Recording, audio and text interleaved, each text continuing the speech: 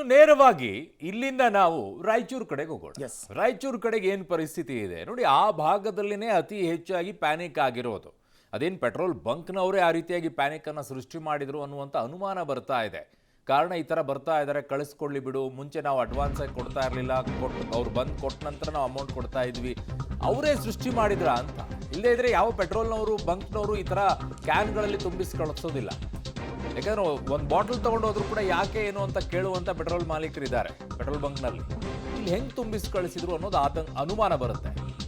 ಈಗ ರಾಯಚೂರಿನಲ್ಲಿ ಬಂಕ್ಗಳ ಮುಂದೆ ಬೈಕು ಕಾರು ಕ್ಯೂ ನಿಂತಿವೆ. ಬೈಕ್ ಕಾರಲ್ಲಿ ತುಂಬಿಸ್ಕೊಂಡು ಹೋಗ್ಲಿ ಬಿಡಿ, ಅದರಲ್ಲಿ ಏನಿಲ್ಲ. ಅಗತ್ಯ ಪ್ರಮಾಣದಲ್ಲಿ ತೈಲ ಸಿಗ್ತಾ ಇದ್ರು ಕೂಡ ಜನರಲ್ಲಿ ಆತಂಕ ಇದೆ. ಪ್ರತಿಯೊಬ್ಬರು ಕೂಡ ಫುಲ್ ಟ್ಯಾಂಕ್ ಅನ್ನು ತುಂಬಿಸಿಕೊಳ್ಳಲು ಪರದಾಟವನ್ನ ನಡೆಸಿದ್ದಾರೆ. ಬಟ್ ಸ್ವಲ್ಪ ಏರ್ ಗ್ಯಾಪ್ ಅನ್ನ ಕೊಡಿ, ಜನ ನಿಯಂತ್ರಿಸಲಾಗದೆ ಕೆಲ ಬಂಕ್ ರಾತ್ರಿ ವೇಳೆನೆ ಬಂದ್ ಮಾಡಿಬಿಟ್ಟಿದ್ದಾರೆ. ಸೊ ಇದು ಆಗಿರುವಂಥ ಪರಿಸ್ಥಿತಿ ರಾಯಚೂರಿನಲ್ಲಿ. ಬೈಕು ಕಾರ್ಗಳಲ್ಲಿ ತುಂಬಿಸಿ ಕಳಿಸೋದೇನು ಸಮಸ್ಯೆ ಇಲ್ಲ, ಅವ್ರಿಗೆ ಎಷ್ಟು ಬೇಕೋ ಅಷ್ಟು ಲೋಡ್ ತುಂಬಿಸ್ಕೊಂಡು ಕಳಿಸ್ಕೊಂಡು ಹೋಗ್ತಾರೆ. ಆದರೆ ಈ ಕ್ಯಾನ್ಗಳಲ್ಲಿ ತುಂಬ್ಕೊಂಡು ಹೋಗಿ ಮನೇಲಿ ಸ್ಟಾಕ್ ಮಾಡೋದಿದೆಯಲ್ಲ, ಅದು ಕೃತಕವಾಗಿ ಅಭಾವ ಸೃಷ್ಟಿಸಿದಂಗೆ ಆಗುತ್ತೆ. ಆಮೇಲೆ ಬಂಕ್ಗಳಲ್ಲಿ ನೋ ಸ್ಟಾಕ್ ಅಂತ ಹಾಕಿಬಿಟ್ರೆ ಯಾರಿಗಾದರೂ ಎಮರ್ಜೆನ್ಸಿ ಇದ್ದಾಗ ಭಾಳ ಕಷ್ಟ ಆಗಿಬಿಡುತ್ತೆ. ನನ್ನ ಸಹೋದ್ಯೋಗಿ ಈಗ ರಾಯಚೂರು ಪ್ರತಿನಿಧಿ ವಿಜಯ್ ಜಾಗಡ್ಕಲ್ ನನ್ನ ಸಂಪರ್ಕಕ್ಕೆ ಸಿಗ್ತಾ ಇದ್ದಾರೆ. ವಿಜಯ್, ನಿಜಕ್ಕೂ ಕೂಡ ಈ ಪರಿಸ್ಥಿತಿ ಈಗ ಪೆಟ್ರೋಲ್ ಬಂಕ್ ಮಾಲೀಕರೇ ಆ ಭಾಗಗಳಲ್ಲಿ ಸೃಷ್ಟಿ ಮಾಡಿಬಿಟ್ರ ಅನ್ನುವಂಥ ಅನುಮಾನ ಬರಕ್ಕೆ ಶುರು ಆಗ್ಬಿಡ್ತಾ ಇದೆ. ಯಾಕಂದರೆ ಬೇರೆ ಭಾಗಗಳಲ್ಲಿ ನೋಡಿದರೆ ಯಾವುದೇ ರೀತಿಯಾದಂಥ ಸಮಸ್ಯೆ ಇಲ್ಲ, ಕೆಲವು ಭಾಗಗಳಲ್ಲಿ ಮಾತ್ರ ಈ ರೀತಿಯಾಗಿ ಸಮಸ್ಯೆಗಳು ಕಾಣಿಸಿಕೊಳ್ತಾ ಇದೆ. ರಾಯಚೂರಿನಲ್ಲಿ ಯಾವ್ಯಾವ ಭಾಗಗಳಲ್ಲಿ ಈ ರೀತಿಯಾಗಿ ಸಮಸ್ಯೆ ಕಾಣಿಸ್ಕೊಂಡಿದೆ? ಕಾರ್ ಆಯಿತು, ಬೈಕ್ ಆಯಿತು, ಅದರಲ್ಲಿ ತುಂಬಿಸ್ಕೊಂಡು ಹೋದ್ರೆ ಏನು ಸಮಸ್ಯೆ ಇಲ್ಲ, ಆದರೆ ಕ್ಯಾನ್ಗಳಲ್ಲೂ ತುಂಬಿಸ್ಕೊಂಡು ಹೋಗ್ತಾ ಇದ್ದಾರಾ?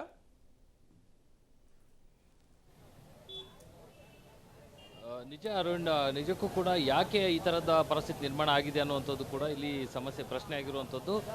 ಜೊತೆಗೆ ಏನು ಸೋಷಿಯಲ್ ಮೀಡಿಯಾದಲ್ಲಿ ಹರಿದಾಡಿರ್ತಕ್ಕಂಥ ಮೆಸೇಜ್ನಿಂದ ಜನ ಪ್ಯಾನಿಕ್ ಆಗಿರುವಂಥದ್ದು. ಈಗಾಗಲೇ ಪೆಟ್ರೋಲ್ ಬಂಕ್ನ ಮಾಲೀಕರು ಹೇಳ್ತಿರುವಂಥದ್ದು, ನಮ್ಮಲ್ಲಿ ಸಫಿಷಿಯೆಂಟ್ ಪ್ರಮಾಣದಲ್ಲಿ ಪೆಟ್ರೋಲ್ ಮತ್ತು ಡೀಸೆಲ್ ಇದೆ, ಆದರೂ ಕೂಡ ಜನ ನಾವು ಎಷ್ಟು ಹೇಳಿದ್ರು ಕೇಳ್ತಾ ಇಲ್ಲ, ಪ್ಯಾನಿಕ್ ಆಗಿ ಕ್ಯೂ ನಿಂದಿರ್ತಾ ಇದ್ದಾರೆ ಅಂತ. ನಾವೊಂದು ಪೆಟ್ರೋಲ್ ಬಂಕ್ ಹತ್ರ ಇದ್ದೀವಿ, ಇಲ್ಲಿನ ಪರಿಸ್ಥಿತಿಯನ್ನು ನಿಮಗೆ ತೋರಿಸ್ತಾನೆ ಎಕ್ಸ್ಪ್ಲೈನ್ ಮಾಡೋಕ್ಕೆ ಪ್ರಯತ್ನ ಮಾಡ್ತೀನಿ.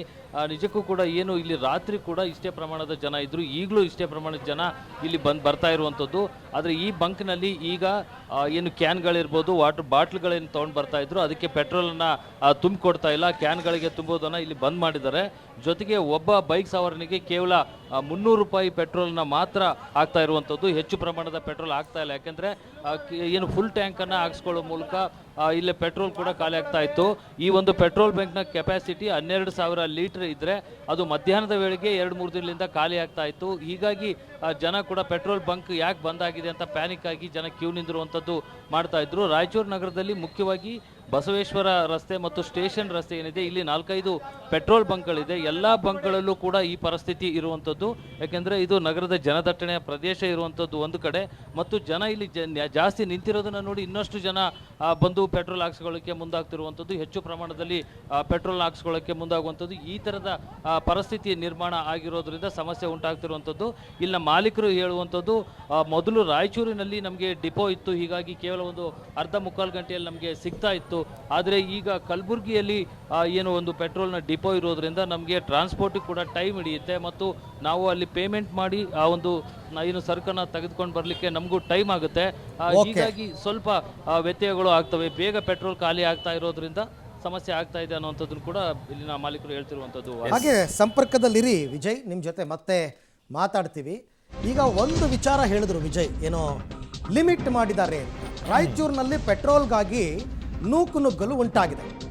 ಬಂಕ್ಗಳಲ್ಲಿ ಪೆಟ್ರೋಲ್ ಖರೀದಿಯ ಮಿತಿ 300 ರೂಪಾಯಿ ಮಾಡಿದ್ದಾರೆ. ಬಂದವರೆಲ್ಲ ಫುಲ್ ಟ್ಯಾಂಕ್ ಅಂತಾರಲ್ಲ, ಅದಕ್ಕೆ 300 ರೂಪಾಯಿಗಿಂತ ಹೆಚ್ಚು ಪೆಟ್ರೋಲನ್ನು ಬಂಕ್ ಮಾಲೀಕರು ಹಾಕ್ತಾ ಇಲ್ಲ. ಇದು ಒಂದು ಗುಡ್ ಮೆಷರ್. ಹಾಗೆ ನೋಡಕ್ ಹೋದ್ರೆ ಪೆಟ್ರೋಲ್ ಖರೀದಿಗೆ ನೂಕುನುಗ್ಗಲಾಗಿದೆ. ಆಮೇಲೆ ಬೇರೆ ದೇಶಗಳೆಲ್ಲ ಈಗ ಅಪ್ಲೈ ಮಾಡಿಬಿಟ್ಟಿದ್ದಾರೆ. ನಮ್ಮ ಸುತ್ತಮುತ್ತಲಿರುವಂತ ದೇಶಗಳಲ್ಲಿ ಈ ರೀತಿಯಾಗಿ ರೂಲ್ಸ್ ಗಳನ್ನು ತಂದಾಗ್ಬಿಟ್ಟಿದೆ. ಇಷ್ಟಿಷ್ಟೇ ಲಿಮಿಟ್, ಇಷ್ಟೇ ಲಿಮಿಟ್. ಆಮೇಲೆ ಎಲ್ಲ ಕಣ್ಣಂಗೆಲ್ಲ ತಗೊಂಡು ಹೋಗೋಕಿಲ್ಲ, ಲಿಮಿಟೇಷನ್ ಇದೆ. ನಮ್ಮಲ್ಲಿ ಇವರು ಆರಂಭ ಮಾಡಿದ್ದಾರೆ ಈಗ ರಾಯಚೂರಿನಲ್ಲಿ. ಓಕೆ, ಆಗಬಹುದು. ಈ ಬಗ್ಗೆ ಕೂಡ ಮತ್ತಷ್ಟು ಮಾಹಿತಿ ನನ್ನ ಕೊಲೀಗ್ ವಿಜಯ್ ಜಾಗಟ್ಕಲ್ ಅವರಿಂದ ಪಡೆಯೋಣ. ವಿಜಯ್, ಈಗ ಈ 300 ರೂಪಾಯಿಗೆ ಮಾತ್ರ ಪೆಟ್ರೋಲ್ ಹಾಕ್ತೀವಿ ಅನ್ನೋ ತೀರ್ಮಾನ ಯಾರದ್ದು? ಜಿಲ್ಲಾಡಳಿತದಿಂದ ಏನಾದರೂ ಆದೇಶದ ರೂಪದಲ್ಲಿ ಬಂದಿದೆಯಾ, ಹೇಗೆ? ಈಗ ಜಿಲ್ಲಾಡಳಿತ ಮತ್ತು ಪೊಲೀಸ್ ಇಲಾಖೆ ಆದೇಶ ಮಾಡಿರುವಂಥದ್ದು, ಅನಧಿಕೃತವಾಗಿ ಪೆಟ್ರೋಲನ್ನು ಹಾಕಬಾರ್ದು, ಬಾಟ್ಲ್ಗಳಲ್ಲಿ, ಕ್ಯಾನ್ಗಳಲ್ಲಿ ಅಧಿಕೃತವಾಗಿ ವಾಹನಗಳಲ್ಲಿ ಮಾತ್ರ ಪೆಟ್ರೋಲನ್ನು ಹಾಕಬೇಕು ಮತ್ತು ಯಾವುದೇ ರೀತಿಯಾದಂಥ ಅಕ್ರಮಕ್ಕೆ ಅವಕಾಶ ಕೊಡಬಾರ್ದು ಅನ್ನೋಂಥ ಕಟ್ಟುನಿಟ್ಟಿನ ಒಂದು ನೋಟಿಸನ್ನು ಜಾರಿ ಮಾಡಿದ್ದಾರೆ. ಆದರೆ ಪೆಟ್ರೋಲ್ ಬಂಕ್ ಮಾಲೀಕರೇ ಒಂದು ಲಿಮಿಟನ್ನು ಮಾಡ್ಕೊಂಡಿರುವಂಥದ್ದು. ಯಾಕೆಂದರೆ ಹೆಚ್ಚು ಪ್ರಮಾಣದಲ್ಲಿ ಪೆಟ್ರೋಲನ್ನು ಹಾಕ್ಸ್ಕೊಂಡು ಹೋಗ್ತಾ ಇರೋದ್ರಿಂದ ಬೇಗ ಖಾಲಿ ಆಗ್ತಾ ಇದೆ ಮತ್ತು ಆ ಖಾಲಿ ಆಗ್ತಾ ಇರೋದ್ರಿಂದ ಜನ ಪ್ಯಾನಿಕ್ ಆಗ್ತಾ ಇದ್ದಾರೆ. ಒಂದು ಗಾಡಿಗೆ ಒಂದು ದಿನಕ್ಕೆ ಎಷ್ಟು ಬೇಕಾಗ್ಬೋದು ಅಷ್ಟು ಮಾತ್ರ ಹಾಕ್ಸ್ತೀವಿ ಅನ್ನುವಂಥ ನಿಟ್ಟಿನಲ್ಲಿ 300 ರೂಪಾಯಿ ಲಿಮಿಟ್ ಮಾಡಿರುವಂಥದ್ದು. ಇಲ್ಲಿ ಜನರನ್ನು ನಾವು ಕೇಳೋಣ, ಮಾತಾಡ್ಸೋಣ. ಈಗ ನಿಜವಾಗಿ ಕೂಡ ಇಷ್ಟೊಂದು ಪ್ಯಾನಿಕ್ ಆಗಿದ್ರಿ, ಯಾಕೆ ಪೆಟ್ರೋಲ್ ಬೇರೆ ಕಡೆ ಸಿಗ್ತಾ ಇಲ್ವಾ? ಸಿಗ್ತಾ ಇದ್ರು ಯಾಕೆ ಬೇರೆ ಕಡೆ ಸಿಗ್ತಿಲ್ಲ ಅಂತೇಳಿ ಗಾಬರಿ ಆಗ್ತಿದ್ದಾರೆ ಕಸ್ಟಮರ್ಸ್. ಪೆಟ್ರೋಲ್ 300ಕ್ಕೆ ಮಾತ್ರ ಲಿಮಿಟ್ ಮಾಡಿರುವಂಥದ್ದು? ಹಾಗಾದ್ರೆ ಎಲ್ಲರಿಗೂ ಅನುಕೂಲ ಆಗುತ್ತೆ. ಈ ಥರ ಇಲ್ಲಿ ಇರೋಂಥದ್ದು. ಇನ್ನು ಸಿಬ್ಬಂದಿಯನ್ನು ಕೂಡ ನಾವು ಮಾತಾಡ್ಸೋಣ. ಸರ್, ಈಗ ಪೆಟ್ರೋಲ್ನ 300 ರೂಪಾಯಿ ಲಿಮಿಟ್ ಮಾಡಿದ್ರು, ಏನಕ್ಕೆ ಲಿಮಿಟ್ ಮಾಡಿದ್ರು ಸರ್? ಜನ ಕ್ರೌಡ್ ಜಾಸ್ತಿ ಆದಂಗೆಲ್ಲ ಜನಕ್ಕೆ ಪ್ರತಿಯೊಬ್ಬ ಮನುಷ್ಯನಿಗೆ ಮನೆ ಮನೆಗೆ ತಲುಪಬೇಕಂತೇಳಿ ಎಲ್ಲರಿಗೆ ಅನುಕೂಲ ಆಗಂಗೆ ಮಾಡಿದ್ದೀವಿ 300 ರೂಪಾಯಿ. ಅದರಲ್ಲಿ ಮತ್ತೆ ಕ್ಯಾನಲ್ಲಿ ಬಾಟ್ಲಲ್ಲಿ ಯಾವುದಕ್ಕೂ ಹಾಕೋದಿಲ್ಲ. ಮತ್ತು ತಿರ್ಗಾ ಜನಗಳು ನೋಡಿ ಹೆಂಗೆ ಬೇರೆ ಪೆಟ್ರೋಲ್ ಬಂಕಲ್ಲಿ ಮೇಂಟೈನ್ ಮಾಡಿದ್ರೆ ಅಲ್ಲಲ್ಲಿ ಹೋಗಿದ್ರೆ ಎಲ್ಲ ಕಡೆ ಸಿಗುತ್ತೆ. ಯಾವುದು ಪ್ರತಿದಿನವೂ ಬರುತ್ತೆ ಪೆಟ್ರೋಲು ಡೀಸೆಲ್ಲು, ಪ್ರತಿದಿನವೂ ಸ್ಟಾಕ್ ಇರುತ್ತೆ, ಪ್ರತಿದಿನವೂ ಇದು ಇರುತ್ತೆ. ಓಕೆ, ನಿಮಗೆ ಪೆಟ್ರೋಲ್ ಸಿಗೋದ್ರಲ್ಲಿ ಏನು ಸಮಸ್ಯೆ ಆಗ್ತಾ ಇಲ್ಲ? ನೀವು ಡೈಲಿ ಪೆಟ್ರೋಲ್ ತರ್ತಾ ಇದ್ರಿ, ಎಷ್ಟು ತರ್ತಾ ಇದ್ರಿ? ದಿನ ಒಂದು ಸರಿ 12,000 ಬರುತ್ತೆ, 8,000 ಬರುತ್ತೆ, 4,000 ಬರುತ್ತೆ, 8, 4 ಹಿಂಗೆ ಈ ಥರ ಬರ್ತಾ ಇರ್ತಾರೆ. ಸಮಸ್ಯೆ ಏನಿಲ್ಲ. ಅಲ್ಲಿನೂ ಇಲ್ಲಿಂದ ಬಿಜಾಪುರಿಂದ ಬರಬೇಕು, ಅದು ಒಂದೇ ಇಲ್ಲಿಂದ ಅಲ್ಲ, ಗುಲ್ಬರ್ಗಾದಿಂದ ಬರೋದಿಲ್ಲ, ಬಿಜಾಪುರಿಂದ ಬರಬೇಕು. ಹಂಗಾಗಿ ಡಿಲೇ ಆಗುತ್ತೆ. ಬರಬೇಕಾದ್ರೆ ನಾವು ಬಸ್ ಇವಾಗನೇ ಗಾಡಿ ಬಂದು ಇವಾಗ ಖಾಲಿಯಾಗಿ ಹೋಗಿದೆ. ಇವಾಗ ಹೋಗಿ ಮತ್ತೆ ತುಂಬ್ಕೊಂಬರ್ಬೇಕಾದ್ರೆ ಕಷ್ಟ ಆಗ್ಬಿಡುತ್ತೆ. ಟೈಮ್ ಹಿಡಿಯುತ್ತೆ. ಬೆಳಗ್ಗೆ ಮತ್ತೆ ತಿನ್ಗ ಅನ್ಲೋಡ್ ಮಾಡ್ಕೊಳ್ತೀವಿ. ಪೆಟ್ರೋಲ್ ಬಂಕ್ನ ಸಿಬ್ಬಂದಿಗಳು ಹೇಳ್ತಿರುವಂಥದ್ದು ನಮ್ಗೆ ಯಾವುದೇ ಸಮಸ್ಯೆ ಇಲ್ಲ, ಏನು ಹಬ್ಬಬ್ಬ ಅಂದರೆ ಟ್ರಾನ್ಸ್ಪೋರ್ಟ್ ಸಮಸ್ಯೆ ಆಗ್ತಿರ್ಬೋದು ಅಷ್ಟೇ ಅಂತ ಹೇಳ್ತಾ ಇದ್ದಾರೆ. ಹೀಗಾಗಿ ಜನ ನಿಜಕ್ಕೂ ಎಲ್ಲೋ ಒಂದು ಕಡೆ ಸಿಗೋದಿಲ್ಲ ನಮಗೆ ಅಂತ ಪ್ಯಾನಿಕ್ ಆಗಿರುವಂಥದ್ದು ಕಾಣ್ತಾ ಇದೆ. Aravind, okay Vijay, thank you ತಮ್ಮ ಎಲ್ಲ ಮಾಹಿತಿಗಾಗಿ ಧನ್ಯವಾದ. ಸ್ವಲ್ಪ ರಾಯಚೂರಿನ ಜನ ಅರ್ಥ ಮಾಡ್ಕೊಳ್ಳಿ, ಆ ಥರದ ಪರಿಸ್ಥಿತಿ ಇಲ್ಲ ನೋಡಿ. ಆ ಮಾಲೀಕರಿಗೆ ಒಂದು ಕ್ಲಾಪ್ಸ್ ಹೊಡಿಬೇಕು actually. So very good initiative. ಹೌದು, ಎಲ್ಲ ಮಾಲೀಕರು ರೀತಿಯಾಗಿ ಮಾಡಬೇಕು. ಅಲ್ಲಿ ಕಂಡಲ್ಲೆಲ್ಲ ಕ್ಯಾನ್ಗಳಲ್ಲಿ ತುಂಬಿ ಕಳಿಸ್ತಾ ಇದಾರಲ್ಲ, ಅಂತ ಮಾಲೀಕರು ಯೋಚನೆ ಮಾಡಬೇಕಾಗಿರೋದು ಇದು. ಆಯಾ ಜಿಲ್ಲಾಧಿಕಾರಿಗಳು, ಸ್ಥಳೀಯವಾಗಿ ಪೊಲೀಸರು ಯೋಚನೆ ಮಾಡಬೇಕಾಗಿರೋದು. ವೆರಿ ಹ್ಯಾಟ್ಸ್ ಆಫ್ ಟು ಅವ್ರ ಮಾಲೀಕರಿಗೆ, ಪೆಟ್ರೋಲ್ ಬಂಕ್ನವರಿಗೆ ಒಂದು ಲಿಮಿಟೇಷನ್ ತಂದು ಇಟ್ಟಿದ್ದಾರೆ.